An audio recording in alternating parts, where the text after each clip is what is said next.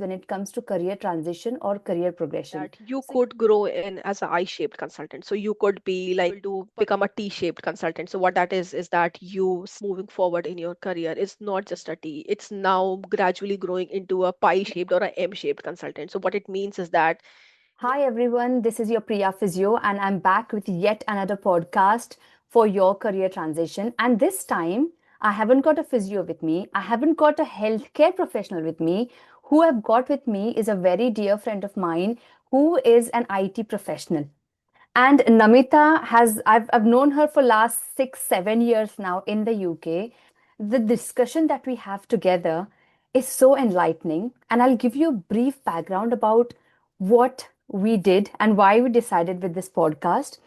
Namita and I, we love having lunchtime coffees. And we were sitting and curiously discussing about my book launch, Leadership Guide for Physios. And Namita happened to ask me, why did I write the book? And as I was explaining, she sort of started her own career frameworks in IT. And I immediately felt this is something we need as healthcare professionals. And I just said, let's have a podcast and let's share with everyone what how is it different for IT professionals when it comes to career transition or career progression. So here we are, Namita. Thank you so much for being here with me and agreeing to do this podcast. I will introduce Namita a little bit, okay, who she is professionally. So, Namita is a senior manager in PwC.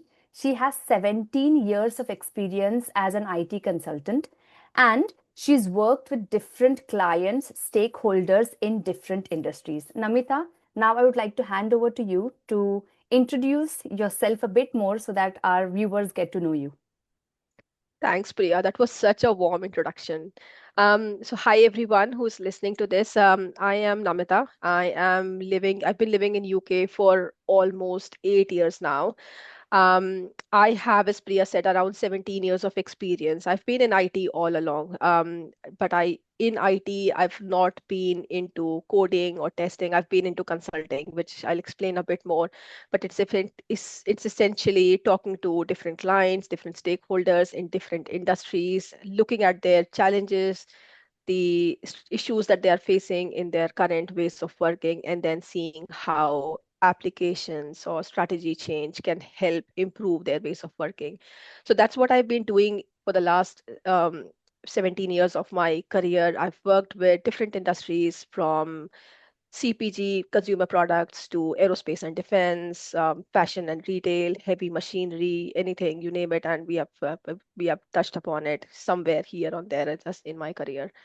So that's me, Priya. Thank you so much, Namita. It's such a broad portfolio for somebody who works in IT. And as you were talking, I was thinking now that I'm a physio leadership coach and I empower physios to take up those bold steps and step into leadership, step outside their comfort zone. Every time a physio comes to me, they say they want to grow, okay, but they always hit this wall, which is like staying in their comfort zone. And for us, that comfort zone is staying clinical, okay. The moment we step outside clinical, it is challenging and it is slightly uncomfortable to deal with the questions that we get asked. Now that you've said where you've worked and how you've changed your job histories, your job profiles, is there anything that you can share with our viewers, my physio followers, or any healthcare professional for that matter? What is it like for an IT professional to jump across roles using different tools and even industries for that matter? The innate human nature is that human beings hate change. It's not you, it's not me, it's everyone. Everyone hates change. We, at a certain moment of time, a time comes where we liking who we are, what we know, the casual, the 9 to 5 shifts that we are in, the team members or the people who we are around, and we think that this is best, this is good, this is working. Because I'm in consulting, what has worked for me is we go and work for a client and then we come out of that client, we move on to the next client. My industry has taught me is not get into that comfort zone, because the moment you start getting comfortable, you are pulled out or you move on to the next challenge. Get rid of that. It may have, if I it may have come naturally to it may come naturally to me now, but for people out there, I would say get rid of your comfort zone. It's what is holding you back. It feels good in the short term, but it's what is holding you back. If you think that where you are is not where you want to be, then understand in your head where is it that you want to be. And believe me, when you know that is the end state or that is where I want to be, you will start working towards getting that strategy or that plan or that um, framework on how do I get there. And that once you embark on that journey, it will always be small steps. It can never be like I am a physio today and then I stop being a physio today and then all of a sudden I'm a different person tomorrow. It is never like that. It is always one step at a time. So even though someone stays in a so for me, for example, even though I stay in the role that I was initially nurtured in or I grew in or I had trainings in or I had certifications in, it's always one step. So taking a step further to say, okay, what is there around me? Trying to solve that problem. And then once I've solved that problem, it's taking one step further to say, okay, I've solved, I knew this. Now I know a little bit more. Let me move on to say, what is the next problem I can solve? And that next problem has always is to be something that is outside of my comfort zone, that actually creates value for the organization I'm working on, that actually creates benefit for the people I'm working with. Amazing. Thank you, Namita. So, just to summarize what you just said, identify where you want to go. What is your end outcome? Have that dream. That goal could change as you achieve it, okay? But always have an end outcome in mind, okay? For that, you don't have to make a drastic shift. It has to be a strategic move. So if you want to go from point A to point B, you've got to plan that and take one step every day. Remember, Yeah. consistency is the key. So one step every day, not a huge change. And and when you get comfortable in that, new goal, you should remember that it's time for you to move on because you're human beings. Now, while we are talking about transition frameworks, okay, and something that came out when we spoke at that coffee shop, I just want you to tell our viewers, are there any career frameworks that you would use within IT, any tools that you would use which can be adapted to the physio world so physios can make use of that particular framework? I'll tell you a bit of a story around it. So that framework, I don't think so. It's a IT specific framework, Priya. I think it was mentioned to me by my coach a couple of years. I think maybe around going back more than 10 years now, when I was trying to figure out my career journey on what I want to do with my life or my career. So I remember he explaining to me that because we are in IT in consulting space, he explained to me that you could grow in as a I-shaped consultant. So you could be like perfect in one module or one industry, and then you say, I will be the best consultant out there who knows this specific thing. Or you could, as some people do, become a T-shaped consultant. So what that is that you start somewhere, you specialize in that, and then gradually you grow your horizon to know things outside of that, the pillar of the T, and then you start knowing a little bit here and there about what is out there. Now, I won't go into nuances because there are V-shaped consultants and all those things, but what I am realizing now is that what actually helps you grow into a leadership role or at least moving forward in your career is not just a T. It's now gradually growing into a pie shaped or a M shaped consultant. So what it means is that yes, you know one thing very good. You have spent like 10 years honing your skills in that area, but then gradually you've moved on to something else, and then gradually you've moved on to something else. You spent a little bit of time here and there, and what it means is that you are growing up in different areas and you are solving problems in different areas and you are able to like link together all of those areas, and then you have a broader level view of what is at the top. So I mean that is something that I has helped me at the past. So I think going what the trend that I'm seeing now is that employers, for example, or leaders, for example, are trying to get that M level view. So you don't spend like 15 years of your career trying to do one thing, right? You rather move on to say, okay, I've done this, I know this enough, I'm okay to move on to the next set of challenge. You do this, and it does not have to keep on growing. Otherwise, you will end up spending 30 years of your career, spending five years, everything. But there has to be a certain point in time where you think that, okay, I have good understanding now how the lower level detail works. Let me now zoom out and let me try and understand what is the bigger issue that my organization is facing, because I now know the nuances of how the individual areas of my organization work. Let me see if I can join it all together, make the puzzles, because you are then able to see the whole puzzle in front of you, because you know the individual blocks, and then it becomes easier to actually try to solve those problems, create value for our organization, which is what I think any organization wants at this point with its leaders out there. Thank you, Namita. Perfect. Now that we've discussed this, I think it's change management. We've been talking about, see, when we talk about leadership, it's mostly adaptability and managing that change. Okay. So, following this transition framework, now let's talk about how to actually manage that change. So, when you take non traditional career routes, okay, how do you personally assess opportunities, especially the ones outside your comfort zone? You remember I said that I have been a consultant. So what it effectively means is that you get to work with a client, you understand their business problems, you see how the different applications in the IT world or the software applications can solve their problems. I remember there was a point in time in my career where I was just beginning, and I was on a particular client, and I was there for like 2.5 years, and I was just getting comfortable. Like I knew everyone, I knew how my day was going to be. And then I was pulled out because I was needed in another client. They had issues that my company knew that I had been working on with my previous client. So again, it was a change for me. I did not want to do that. I was very happy where I was. I had a very predictable routine. But the bit that I and first and the second bit was I was scared. I was like, oh my God, I don't know. Will they know that I have not? I'm bluffing. Will they know that I actually don't know my stuff? Which is what we call imposter syndrome. And it's something, to be honest, that I think I live with even now that I have worked, like spent years in the industry, I still feel like I'm faking some of it. But what has helped me in the past is, I think, just be confident. Be confident that you should be able to do it. There was a book that I was reading a couple of years ago, and there was a quote in that. I don't even remember what book it was or the author, but there was a quote in that book that has stuck with me forever.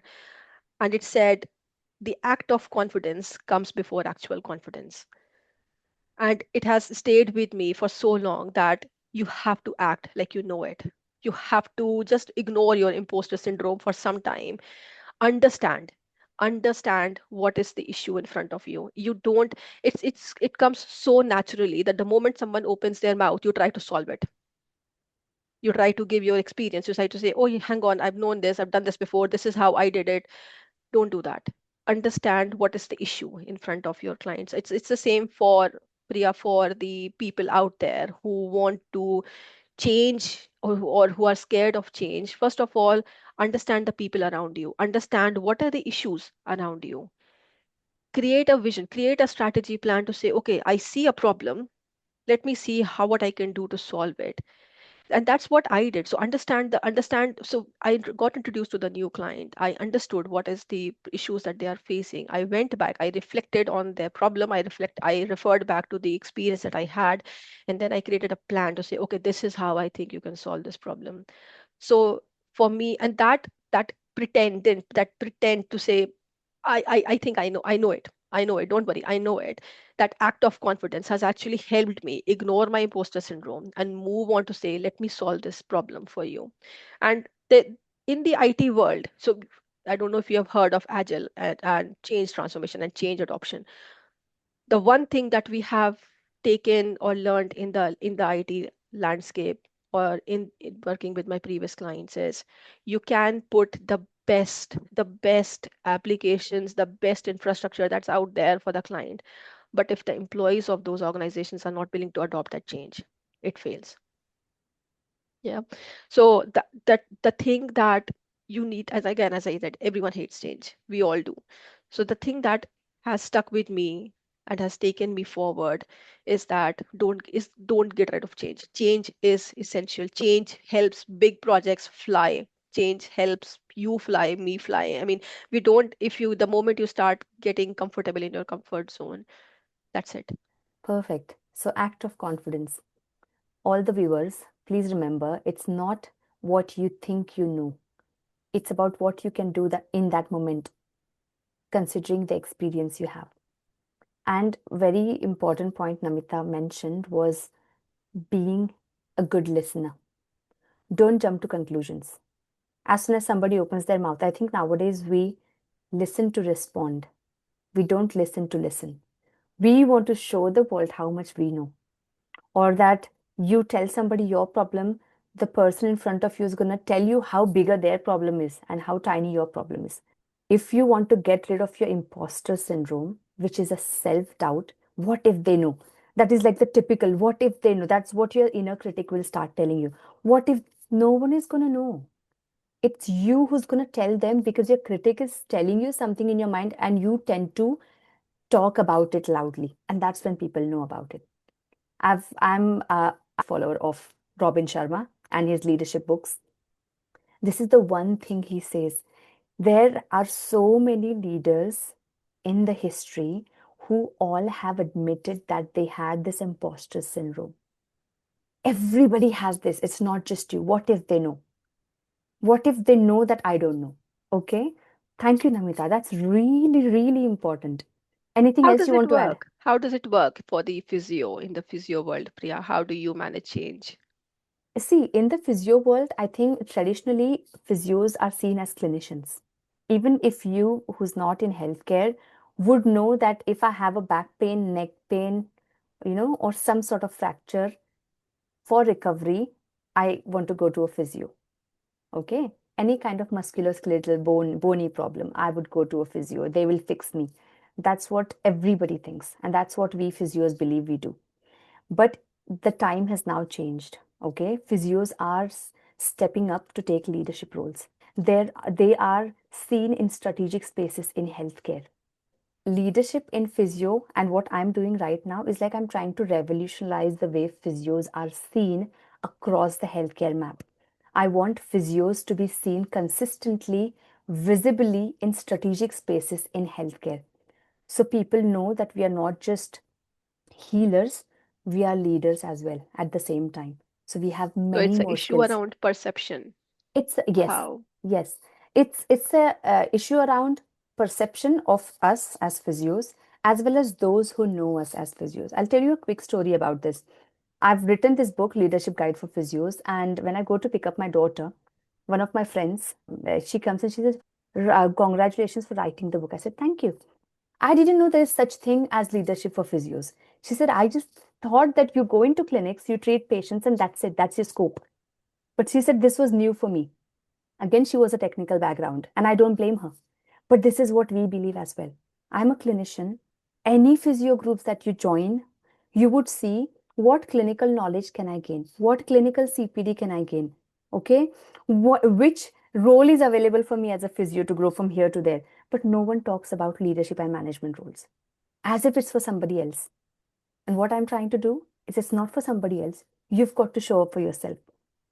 And you would agree that you, as a physiotherapist or an IT professional, would sell your profession more than anybody else.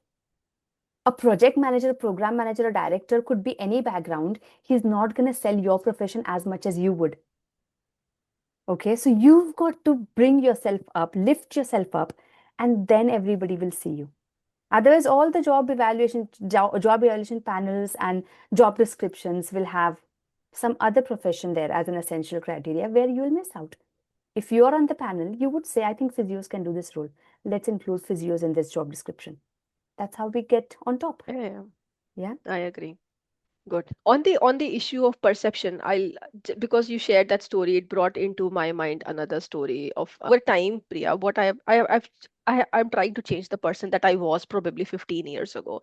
So if you would have seen 15 years ago, Namita, I was a very like execution oriented person. Like give me a problem and I'll quickly just fixing it, which is kind of what I think you are saying is that the physios, they are more clinical, they are more into like doing their day-to-day job. with time I've learned that skill to say, to start observing people and see what is it that they are doing or not doing, which is actually helping them, for example, to grow. I remember there was a guy in front of me. So there were days where I had, for example, completed 60 things on the checklist, and he was like doing 9 to 5 jobs. He was going out in the evening because he had racquetball and everything. And then at the end of the week, I had a checklist of say of 60 items that I had done, and he had a 2 slide PowerPoint to say, this is the problem I think our organization is facing. I have got a strategy plan for how I think we can solve this problem. And it and everyone was like, wow, this is amazing. Let's see what we can do about it. And what I have realized is that, and I follow this podcast. It's called the 360-degree podcast, and I've been listening to that for I think few years now. And one of the problems that the lady there explains is, especially for women out there, is that we tend to be very execution oriented. We are like, give us what we need to do, we go in, we do it. Give us what we need to do, we go in, we do it. And she says you have to learn to become selfish. You have to learn to become picky on what is it that you think will actually work for you as well as the organization. And if it is not something that creates value to you or the organization, don't do it. So, to your point, that yes, doing the 9 to 5 clinician role is helping you, but what is it out there that needs to be solved? That start looking at those. Pick the task. So pick and choose what you are spending your day job or your nights on, and then see how is it that you can that it can take you forward. Thank you. Thank you. That's insightful.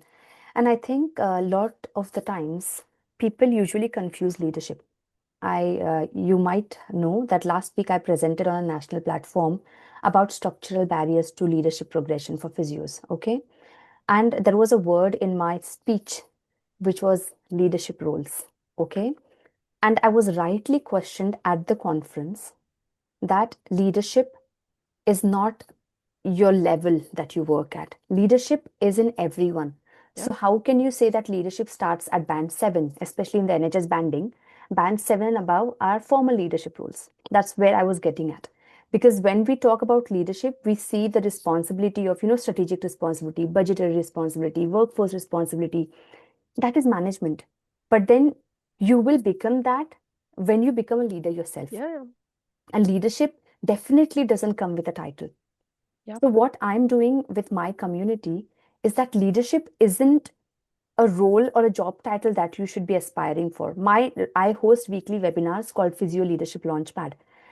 And now I've started realizing people think there are so many problems around leadership, and especially with the political, if you're aware of healthcare and politics, leadership roles are being cut down in the UK for healthcare. And then people must be thinking, are you crazy, Priya? You're hosting a webinar every week, which is free, which is called Physio Leadership. We don't want leadership. We want to be clinical because that is where we are safe. But what I'm actually teaching everyone there is that leadership isn't a job title. It's who you are as a person, which helps you grow professionally as well as personally. So you're more present with your yeah, family, you're more present with your colleagues, you're more present around your peers. So leadership is like three things: leadership traits, who you are as a person, what integrity, honesty, adaptability, you have a vision. That is your trait that you would carry as a person. Okay. And that is what will bring out that executive presence in you. Number two, we have leadership skills. You would know, Namita. Leadership skills are communication skills, your organization skills, interpersonal skills, influencing, negotiation, all of those, yeah, yeah, right? And then there is third aspect, which is called leadership responsibilities, which is your budgetary responsibilities, finance, resource management, okay, strategic thinking, all of that. But if we don't know what we are discussing here, at least in this particular podcast, people would just look at my our title of the podcast and they'll think physio leadership. She is back again. Unless they come here and actually try to be picky in what leadership means for you. Otherwise, you're just going to confuse leadership and management, and it's like the biggest confusion in the yeah, yeah, leadership and management world. Are you a yeah, yeah. leader or are you a manager? You No, can't I agree. separate them two. You You can't. can't. You You can't. can't. And that's why I said prepare a goal. The goal should never be I want to become the CEO or something. The goal has to be what is the next bit that I want to get to, and then create a plan to reach there. So there, and because you are doing that problem solving, you're finding a problem, a problem that you learn when you're trying to solve it, and the organization benefits once it's solved. That problem solving, that is what leaders do, right, Priya? And yes, there is a management component. I'm with you 100%, but that comes at each job. There is, I don't think so. Even the CEO of a company might be a leader, but he still, as you said, has got management responsibility. He has to look at budgets. He has to look at workforce. He has to look at talent. So he has to look at, he or she, they have to look at different elements of how the organizations work, but they also have to make sure that everyone in the organization rallies after them on whatever he or she says is the vision of the company and how they want to see the company grow. Exactly, exactly. So, leadership, all the viewers, take away for you. Leadership is not about titles that you hold. Okay, just an exercise for everyone who's listening to us today. When you now, this is a reflection about upon what you say. When you're introducing yourself with to your friends, to new people, or at workplace, what do you introduce yourself as? Do you say, "Hi, I'm Priya, I'm a physiotherapist, I work as the regional manager"? Or do you introduce yourself as, "Hi, I'm Priya, I love," describe your personality, and then say, "I'm a mother of two children"? And Namita, when I introduced you, I completely forgot. I written down that you have two kids, one is 7, one is 3-year-old. Yes, But then we are so hardwired to introducing ourselves as the job title. That is not who I am. That's the job title. It's a job. Who is I agree. Priya? Priya is a friend. She's loving. She's kind. She respects people. She respects time. This is me. Yes. Interesting. And whenever now, because we're discussing titles, I think the most important point for our viewers, both IT professionals and physios, it will be important to understand the leadership trainings that one should look at. For example, if you've been a physiotherapist for 4 5 years and now you're ready, you think that you've hit that brick wall and you cannot go any further, or it's a glass ceiling that you think that is me. I don't know what else, what next. What type of trainings do IT professionals take when it comes to leadership training, right? Do they look at like the traditional IT hierarchy? Okay, is there a hierarchy like that? Or do you have a completely different that this is it, IT, you stop here as an IT professional, and then you actually have to go into management type of trainings? So what is it in IT? How it works there? So in IT, Priya, as I said, because everyone has grown in IT from somewhere, or if I am a consultant who is growing organically within the IT space, as I said, I may know specifics about certain modules or certain industries, but what I have seen is as you grow up, it's not so much. Well, there is a certain element of how well you know your industry, how well you know your technical skills, but at a certain point of time, what it starts to matter more, as you said, is what are your problem solving skills like? What are your communication skills like? What is your network like? What is your negotiation skills like? Conflict resolution skills like? And w- as you start growing up, there comes a point in time where the technical skills you have to put a lid on. Okay, I think I know enough technically. What is it that I can now do to actually get to a level above me, and what is it that the person above me is doing? So Priya, what I would recommend is don't create a plan for yourself just by yourself. Talk to the person who is work doing the job that you aspire to do. Ask them how did they get there. Create a plan to say, okay, this is what they are doing, or this is how they got to it. I need to do this technical training, this training on managing conflict resolution or communication, and then talk to your coach, your mentor, or whosoever is it that you probably most aligned with, to say, be very clear that this is my goal, this is where I am, this is the plan to take me there. And then make sure that everyone around you knows that you are working towards a goal, that you are not just there to like do your job and then go home.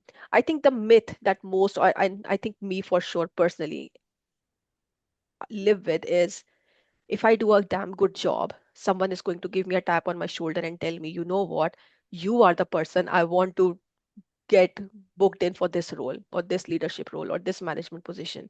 It never works out that way. Never. Thank you. Glad you said that. And funny that you mention it now, because I don't know how it works in private sectors, but especially in healthcare, what we do is we are a caring profession, okay? So that naturally comes to us. So forget about this. We don't even expect any rewards as such, especially working in public sector. Okay, we have our appraisals, we have everything, but it's all about keeping you on track of what you should be doing as opposed to performance bonuses and all of that. That doesn't exist here. No one, success is never like this. It's never linear. It's Yeah. always like, it's a tangled bit in the middle. It's Yeah. always messy. And then you see that brand new person. You're like, oh my God, that's overnight success. No, it isn't. It isn't. That human being Exactly. has gone through the churn of what every change brings. Yeah. And finally, you've been mentioning this, which I didn't highlight. Find yourself a coach or a mentor. You know that every sports professional, every athlete has a coach. Even if they're world champions, they have a coach. Okay, the coach need not be a world champion, but what that coach does for you is brings out the best in you. Yeah. He Exactly. will critically appraise you, critically analyze your moves, and tell you this was the move that made you lose this medal. Next time, master this one for a year and you Exactly. will be better at that. Hence, always find yourself a coach or a mentor who will be neutral for you. Okay, when it comes to your growth. Okay, no conflicts, no personal interest. As we are now getting near the end of this podcast, any big takeaways that you can give our physios or IT professionals if they want to grow into their leadership roles? Okay. What's that one IT inspired mindset or habit you would suggest which physios can just inherit and fly with it? I think, as I said before, Priya, in my career, we change industries so often. There is always a learning curve. And I would reiterate just the quote that I said in the very beginning. The act of confidence comes before actual confidence. No one is perfect. No one is born perfect. No one is comes to a company just right for the job. As you said, it's a tangle, it's a web that someone goes through to actually get to that top. Voice your opinion. Don't hold yourself. Don't sit on the table and keep quiet or smile just because you think that your idea is not worthy enough to be shared. So it's just a matter of, as you said, it's a mindset change. Don't think you are less worthy, or just because someone thinks that you are supposed to be doing something, you have to do it. Speak it out. Brilliant, Namita, brilliant. So, all the viewers, at least you have an opinion. Let others see you. And that brings us to the visibility part of leadership. The more visible you are, the more likely that you'll get that next promotion. Yeah. The more you stay under the radar and, cover yourself as a shy individual. You're shy because you've been acting being shy for a long time. You're not shy because that's your personality and you can't. It's a preference. Change it. Okay. Yeah. So act confidently and voice your opinion is the biggest takeaway from this podcast. Namita, thank you so much for your time. It's Thanks, been Priya. it's been valuable. Thank you so much. Bye everyone. Take care.